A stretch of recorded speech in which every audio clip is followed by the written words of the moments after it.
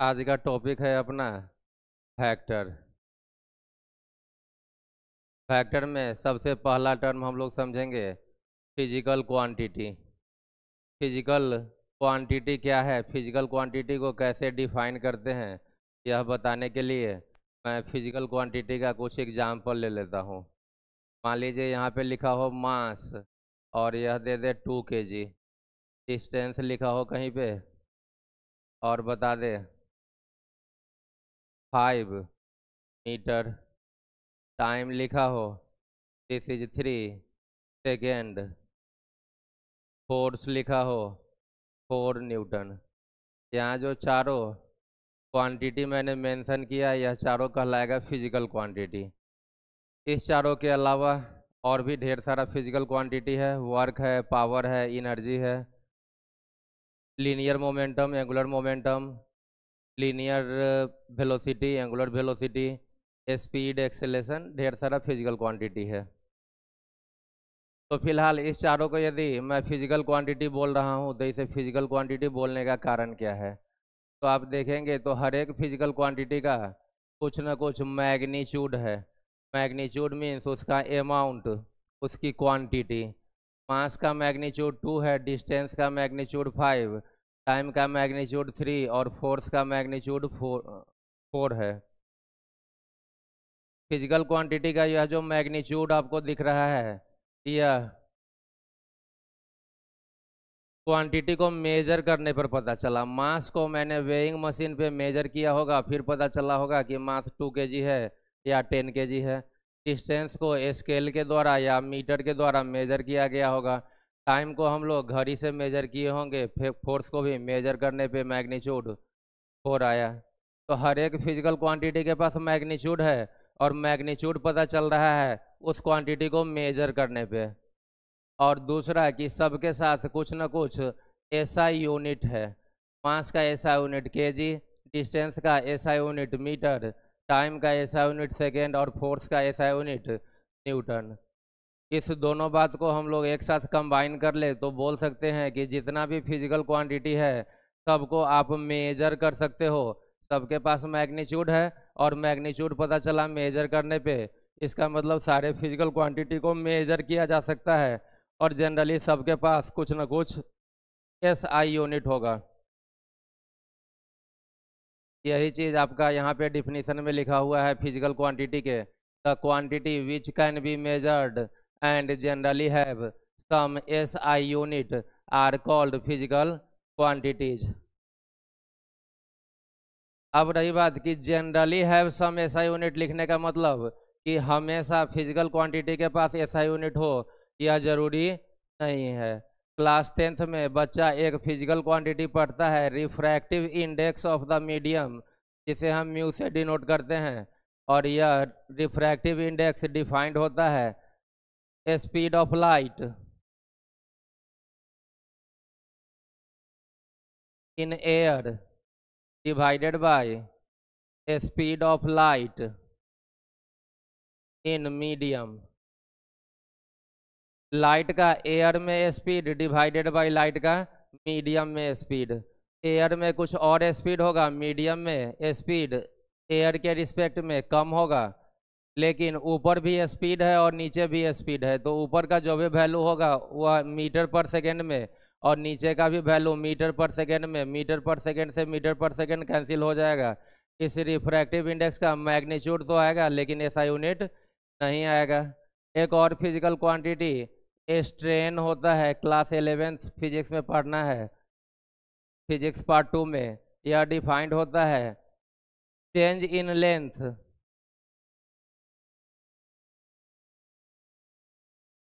Divided by original length. ऊपर length है, नीचे भी लेंथ है, ऊपर भी मीटर नीचे भी metre, metre metre cancel. Strain का मैग्नीट्यूड तो होगा, कोई ऐसा यूनिट नहीं होगा। यही strain change in area by original area भी होता है और change in volume by original volume भी। तो ऊपर एरिया नीचे भी एरिया, एरिया के यूनिट से नीचे वाले एरिया का यूनिट कैंसिल, और ऊपर वॉल्यूम और नीचे भी वॉल्यूम, तो वॉल्यूम के यूनिट से नीचे वाला वॉल्यूम का यूनिट कैंसिल हो जाएगा। तो जनरली फिजिकल क्वांटिटी के पास कुछ ना कुछ ऐसा यूनिट होगा, लेकिन हमेशा ऐसा यूनिट हो यह भी जरूरी नहीं है। आप मान सकते हैं कि 98% केसेस में फिजिकल क्वांटिटी के पास ऐसा यूनिट होता है। कुछ फिजिकल क्वांटिटी है जैसे रिफ्रैक्टिव इंडेक्स हो गया, स्ट्रेन हो गया, आगे न्यूटन्स लॉ में मिलेगा coefficient of friction, coefficient of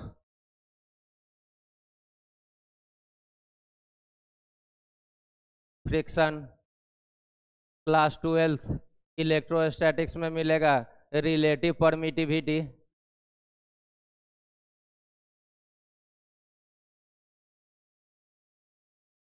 इन सारे फिजिकल क्वांटिटी का ऐसा यूनिट नहीं हुआ करेगा। तो यहाँ से अपने को फिजिकल क्वांटिटी का डिफिनीशन पता चला कि ऐसा कोई भी क्वांटिटी जिसे हम लोग मेजर कर सके, माप सके, और जनरली उसके पास कुछ ना कुछ ऐसा यूनिट हो, उसे हम लोग बोल लेंगे फिजिकल क्वांटिटी। यह फिजिकल क्वांटिटी दो टाइप का होगा। यह फिजिकल क्वांटिटी आपका दो टाइप का होगा। एक फिजिकल क्वांटिटी जिसको मेजर करेंगे तो मैग्नीट्यूड तो पता चलेगा, लेकिन उसके पास कोई डायरेक्शन नहीं होगा। और दूसरा फिजिकल क्वांटिटी होगा जिसको मेजर करने पे मैग्नीट्यूड भी पता चलेगा और डायरेक्शन भी पता चलेगा। मैंने बोला कि फिजिकल क्वांटिटी दो टाइप का, एक ऐसा जिसको मेजर करने पे मैग्नीट्यूड होगा लेकिन उसके पास डायरेक्शन नहीं होगा, और एक दूसरा फिजिकल क्वांटिटी जिसके पास मैग्नीट्यूड भी होगा और डायरेक्शन भी होगा। जिसके पास केवल मैग्नीट्यूड होगा, डायरेक्शन नहीं होगा, मीन्स वह फिजिकल क्वांटिटी डायरेक्शन पे डिपेंड नहीं करेगा, उसे हम लोग बोलते हैं स्केलर क्वांटिटी। और जिसके पास मैग्नीट्यूड भी हो और जो डायरेक्शन पे डिपेंड करता है, उसे हम लोग बोलते हैं वेक्टर क्वांटिटी। तो स्केलर का definition, physical quantity having magnitude only are called scalars. ऐसा कोई भी फिजिकल क्वांटिटी जिसके पास केवल मैग्नीट्यूड हो उसे हम स्केलर बोलेंगे। केवल मैग्नीट्यूड होने का मतलब कि उसके पास डायरेक्शन नहीं है या फिर डायरेक्शन पे वह डिपेंड नहीं करेगा। स्केलर का एग्जांपल मैंने लिया है distance, mass, time and electric current. इसमें यह तीन जो दिख रहा है, डिस्टेंस, मास और टाइम, इसके पास मैग्नीट्यूड है, डायरेक्शन नहीं है, इसलिए यह स्केलर है। इलेक्ट्रिक करंट के पास मैग्नीट्यूड भी है और डायरेक्शन भी, फिर भी इलेक्ट्रिक करंट को स्केलर बोलते हैं। क्यों बोलते हैं अभी कुछ देर में क्लियर हो जाएगा। अब हम लोग आ जाएं वेक्टर क्वांटिटी के डिफिनीशन पे। वेक्टर का डिफिनीशन लिख रहे हैं, physical quantity having magnitude and direction both and which follow rule of vector addition. Physical quantity के पास मैग्नीट्यूड और डायरेक्शन दोनों होना चाहिए, और साथ में एक काम और करना चाहिए कि यदि उस क्वांटिटी को ऐड करे तो वह नॉर्मल तरीके से ऐड ना होकर के वेक्टर क्वांटिटी को ऐड करने का एक अलग रूल है, उस रूल से ऐड हो, जिसे हम बोलते हैं रूल ऑफ वेक्टर एडिशन। तब जा करके फिजिकल क्वांटिटी को बोलेंगे वेक्टर क्वांटिटी। मीन्स किसी फिजिकल क्वांटिटी के पास केवल मैग्नीट्यूड हो, डायरेक्शन भी हो, लेकिन वह वेक्टर एडिशन से ऐड ना होकर के नॉर्मल तरीके से ऐड हो, तो उसे हम लोग वेक्टर ना बोल करके स्केलर ही बोलेंगे। वेक्टर होने के लिए मैग्नीट्यूड और डायरेक्शन दोनों होना चाहिए, और साथ में ऐड होने के लिए वेक्टर एडिशन के रूल से ऐड होना होगा। इलेक्ट्रिक करंट के साथ यही समस्या है कि मैग्नीट्यूड और डायरेक्शन दोनों तो है, लेकिन इसे ऐड करते हैं नॉर्मल तरीके से, इसलिए हम लोग इलेक्ट्रिक करंट को स्केलर बोलेंगे। इलेक्ट्रिक करंट वेक्टर एडिशन के रूल को फॉलो नहीं करता है, इसलिए मैग्नीट्यूड और डायरेक्शन दोनों होने के बाद भी इसे हम लोग स्केलर ही बोलेंगे। वेक्टर का एग्जाम्पल आपका है displacement and force etcetera. Displacement के पास मैग्नीट्यूड भी होगा, डायरेक्शन भी होगा, और डिस्प्लेसमेंट को ऐड करने के लिए वेक्टर एडिशन का यूज करेंगे। फोर्स के पास भी मैग्नीट्यूड और डायरेक्शन दोनों होता है, और इसे ऐड करने के लिए वेक्टर एडिशन का यूज करते हैं। नेक्स्ट रहा आपका स्केलर में मैंने 4 एग्जाम्पल लिखाया, distance, mass, time and electric current. यह चारों स्केलर है, और इसके अलावा जितना भी नंबर होता है, चाहे वह नंबर पॉजिटिव हो, नेगेटिव हो, होल नंबर हो या फ्रैक्शन हो, वह सभी स्केलर है। जितना भी नंबर है सारा नंबर स्केलर हुआ करता है। एग्जाम्पल के लिए कोई बोले 10, 10 एक नंबर है या स्केलर, -30 यह भी नंबर है स्केलर, 2/5 फ्रैक्शनल नंबर है यह भी स्केलर, -3/7 भी स्केलर। अब रही बात कि फिजिकल क्वांटिटी दो टाइप का, स्केलर क्वांटिटी और वेक्टर क्वांटिटी। स्केलर के पास मैग्नीट्यूड होगा, डायरेक्शन नहीं होगा। वेक्टर के पास मैग्नीट्यूड भी होगा, डायरेक्शन भी होगा। और एक स्पेशल रूल से वेक्टर क्वांटिटी ऐड होगा जिसे हम बोलेंगे रूल ऑफ वेक्टर एडिशन, या बाद में आप जानिएगा इसी को बोलेंगे parallelogram, rule of vector addition. Next हम लोग समझेंगे कि किसी वेक्टर क्वांटिटी को रिप्रेजेंट कैसे करते हैं। तो यहाँ हेडिंग दे रहे हैं representation of a vector.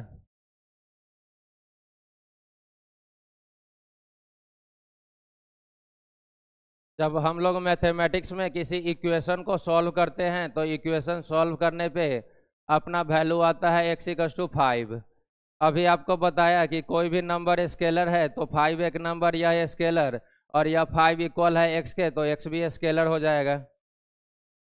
Other equation को सॉल्व करने पे आया a का वैल्यू 2 स्केलर, तो a भी स्केलर। इसका मतलब जितना भी अल्फ़ाबेट है ABC से लेकर के Z तक यह सब स्केलर को रिप्रेजेंट करेगा। मीन्स इसके पास मैग्नीट्यूड होगा, डायरेक्शन नहीं होगा। अब वेक्टर को कैसे रिप्रेजेंट करेंगे, तो अल्फ़ाबेट लिख लेंगे और इसके ऊपर एक एरो लगा लेंगे, यह वेक्टर का रिप्रेजेंटेशन। ए ऐसा लिखा हुआ है तो यह स्केलर है, इसके पास मैग्नीट्यूड है, डायरेक्शन नहीं है। ए के ऊपर एरो लगा लेंगे तो इस पूरे को पढ़ेंगे वेक्टर ए, और इसके पास अब मैग्नीट्यूड भी है और डायरेक्शन भी है। तो रिप्रेजेंटेशन ऑफ वेक्टर, वेक्टर को रिप्रेजेंट करने के लिए हम क्या करेंगे, अल्फ़ाबेट लिखेंगे A, B and C etcetera, और सबके ऊपर एरो लगा लेंगे। अल्फ़ाबेट के ऊपर का जो यह एरो है इसका डायरेक्शन हमेशा फिक्स रहेगा, लेफ्ट से राइट की तरफ। वेक्टर का डायरेक्शन कुछ भी हो, वेक्टर अपवर्ड भी हो, लेकिन जब नाम लिखेंगे तो अल्फ़ाबेट के ऊपर का एरो हमेशा लेफ्ट से राइट ही रहता है। नेक्स्ट टॉपिक आपका है graphical representation of A vector.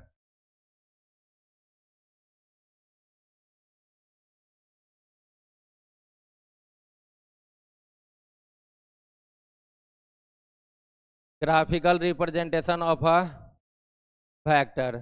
एक वेक्टर को ग्राफिकली मीन्स लाइन के द्वारा कैसे दिखाते हैं, लाइन ड्रॉ करके। तो वेक्टर को ग्राफिकली रिप्रेजेंट करने के लिए हम क्या करेंगे, एक लाइन ड्रॉ कर लेंगे। लाइन का लेंथ बताएगा वेक्टर का मैग्नीट्यूड। वेक्टर का मैग्नीट्यूड कम है तो लेंथ छोटा रखेंगे, वेक्टर का मैग्नीट्यूड ज़्यादा है तो लेंथ को बड़ा रखेंगे। और इसमें एक डायरेक्शन दे दिए, मैग्नीट्यूड के साथ डायरेक्शन भी आ गया। यह वेक्टर क्वांटिटी का ग्राफिकल रिप्रेजेंटेशन। यदि इसका नाम देना हो तो यहाँ पर ए लिख करके एरो दे रहे हैं, पूरे वेक्टर का नाम होगा वेक्टर ए। बी लिख करके एरो दे दें तो पूरे वेक्टर का नाम हो जाता वेक्टर बी। इसी वेक्टर को एक बार और ग्राफिकली रिप्रेजेंट करें और नाम देने का एक और तरीका है, उस तरीका को देखते हैं। यहाँ से यहाँ तक का लेंथ बताएगा वेक्टर का मैग्नीट्यूड। इसमें मैंने एक डायरेक्शन दे दिया, इस पॉइंट को बोलते हैं वेक्टर का टेल और इस पॉइंट को बोलते हैं वेक्टर का हेड। टेल पे ए नाम दिया तो हेड पे एक नाम बी देना पड़ेगा। और जब पूरे वेक्टर का नाम लिखेंगे तो सबसे पहले एरो देंगे, जैसे यहाँ पे यह एरो डाला हुआ है, इसको बोलेंगे वेक्टर। पहले टेल लिखेंगे फिर हेड लिखेंगे, तो वेक्टर का नाम हो गया वेक्टर ए बी। इसका मतलब वेक्टर का यदि ग्राफिकल रिप्रेजेंटेशन हो और उसका नाम देना हो तो इसके लिए हम लोग दो तरीका यूज करेंगे। फर्स्ट तरीका में आप देख रहे हैं कि टेल और हेड पे नाम नहीं दें तो बीच में कोई एक सिंगल अल्फ़ाबेट से काम चल जाएगा। ए के ऊपर एरो दिए तो पूरे वेक्टर का नाम वेक्टर ए, बी के ऊपर एरो दिए हैं तो पूरे वेक्टर का नाम वेक्टर बी, सी के ऊपर एरो दिए रहते तो वेक्टर का नाम हो जाता वेक्टर सी। नाम देने का दूसरा तरीका है कि यदि आप टेल पे नाम दे रहे हो तो हेड पे भी आपको एक नाम देना पड़ेगा। फर्स्ट तरीका में एक ही अल्फ़ाबेट जो कि बीच में आपने लिखा, लेकिन बीच में ना लिख करके यही नाम यदि टेल पे डाले तो एक नाम आपको हेड पे भी डालना पड़ेगा। और जब पूरे वेक्टर का नाम लिखेंगे तो सबसे पहले एरो जिसको बोलेंगे वेक्टर, पहले टेल लिखेंगे फिर हेड लिखेंगे, पूरे वेक्टर का नाम हो जाएगा वेक्टर ए बी। आज के बाद किसी को भी लिखना हो वेक्टर पी तो VECTOR वेक्टर और पी ऐसा नहीं लिखेंगे, हम लोग पी के ऊपर एरो लगा लेंगे, यह हो गया आपका वेक्टर पी।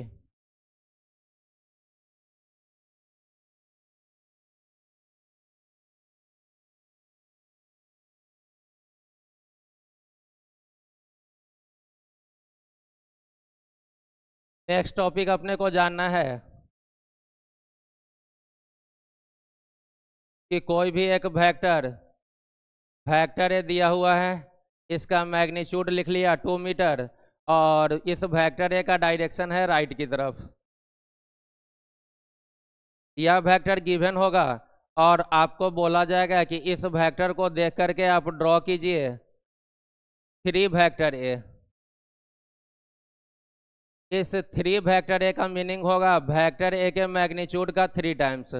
फिगर में दिख रहा है वेक्टर ए का मैग्नीट्यूड 2 मीटर, तो वेक्टर ए के मैग्नीट्यूड का 3 टाइम्स 2 मीटर का 3 टाइम्स 6 मीटर का एक लाइन ड्रॉ कर लेंगे और इस पूरे का जो डायरेक्शन होगा वह वेक्टर ए के ही डायरेक्शन में होगा। वेक्टर ए राइट की तरफ, तो इस पूरे 3 वेक्टर ए का भी डायरेक्शन राइट की तरफ। इस 6 मीटर राइट वाले को बोलेंगे 3 वेक्टर ए। नेक्स्ट आपका वेक्टर ए अगेन यही है और बोलेगा कि उसे देख करके ड्रॉ कीजिए -3 वेक्टर ए। -3 वेक्टर ए का मीनिंग होगा वेक्टर ए के मैग्नीट्यूड का 3 टाइम्स। 3 वेक्टर ए का भी मतलब वेक्टर ए के मैग्नीट्यूड का 3 टाइम्स और -3 वेक्टर ए का भी मतलब वेक्टर ए के मैग्नीट्यूड का 3 टाइम्स ही। वेक्टर ए का मैग्नीट्यूड है 2 मीटर, इसका 3 टाइम्स 6 मीटर का एक लाइन ड्रॉ कर लेंगे और इस पूरे का जो डायरेक्शन होगा -3 वेक्टर ए का, वह वेक्टर ए का minus direction means vector A के अपोजिट डायरेक्शन में होगा। वेक्टर ए राइट की तरफ था तो यह वेक्टर लेफ्ट की तरफ होगा और इस लेफ्ट वाले वेक्टर को जिसका मैग्नीट्यूड 6 मीटर है नाम देंगे -3 वेक्टर ए। आपको दिख रहा है कि यह वेक्टर लेफ्ट की तरफ जा रहा है लेकिन अल्फाबेट के ऊपर का जो एरो है यह हमेशा राइट ही रहा करता है।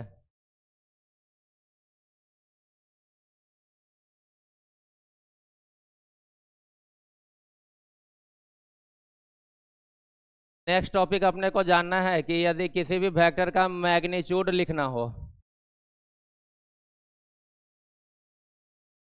यदि मैं लिखूं मैग्नीट्यूड ऑफ वेक्टर ए, कोई भी एक वेक्टर ए दे रखा है और आपको उसका मैग्नीट्यूड लिखना हो तो आप वेक्टर ए लिख लीजिए और वेक्टर ए का मैग्नीट्यूड लेना है तो वेक्टर ए लिख करके हम ऐसा सिंबल यूज कर लेंगे, इसे बोलते हैं मॉड का सिंबल।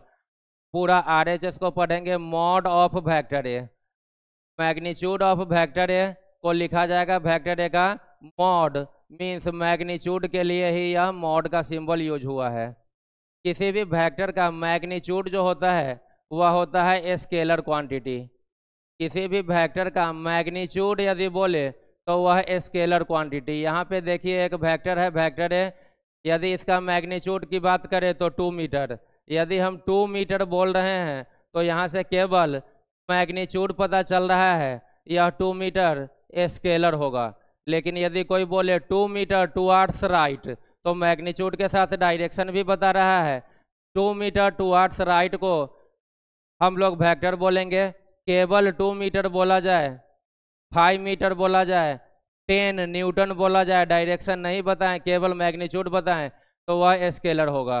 तो यहाँ जो आपने लिखा मैग्नीट्यूड ऑफ वेक्टर है, किसी भी वेक्टर का मैग्नीट्यूड वह स्केलर क्वांटिटी होगा। LHS यदि स्केलर है तो मॉड का भी मतलब मैग्नीट्यूड ही, तो RHS भी स्केलर। इस पूरे क्वांटिटी को हम लोग A के इक्वल लिख लेंगे।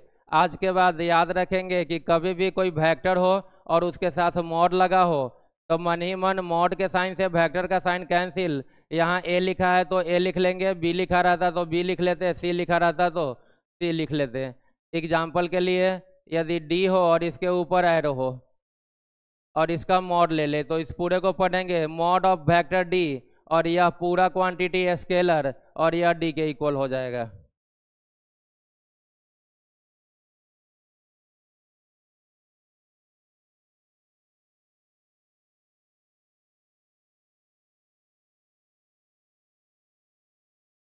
और आज का लास्ट टॉपिक हम लोग देख लें, दो वेक्टर के बीच का एंगल। हेडिंग देते हैं एंगल बिटवीन टू वेक्टर्स।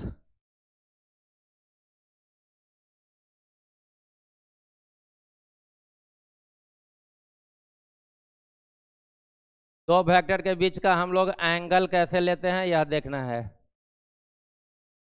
यह मैग्नीट्यूड ले लिया, अभी तक यह स्केलर है, इसमें एक डायरेक्शन दे दिए, वेक्टर हो गया।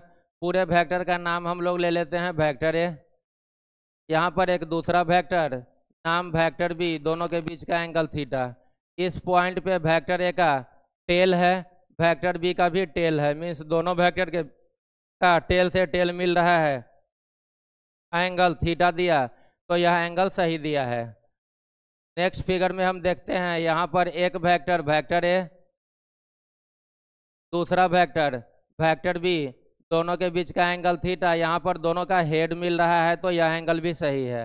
मीन्स वेक्टर के बीच का एंगल तब तक सही है या तो दोनों वेक्टर का टेल से टेल मैच करे या फिर हेड से हेड मैच करे। तो इस दोनों ही फिगर में आप बोल सकते हो कि angle between vector A and vector B is theta. दिक्कत कहाँ होती है? तो दिक्कत होगी जब एक वेक्टर का आपका हेड हो जाए और दूसरे वेक्टर का टेल मैच करे, बीच का एंगल थीटा, तो यह एंगल वेक्टर के बीच का एंगल नहीं है। इसके लिए अपने को क्या करना होगा, या तो हेड से हेड मैच करवाना होगा या फिर टेल से टेल को मैच करवाना होगा।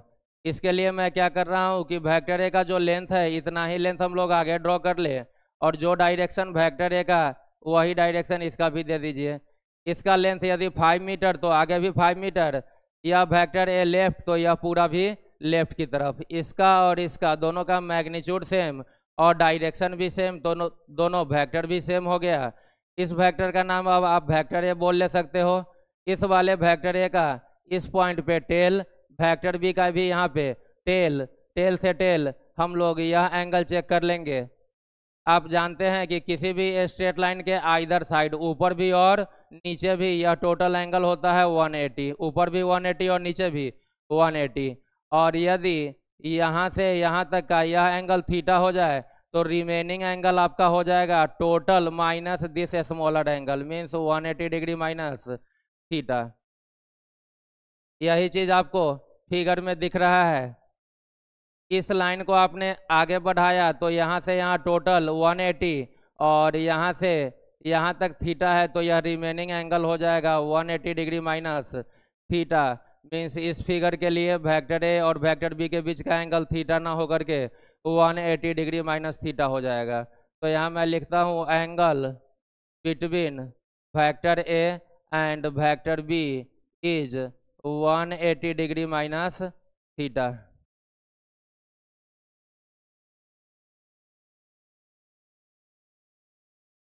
नेक्स्ट क्लास में हम लोग देखेंगे टाइप्स ऑफ वेक्टर।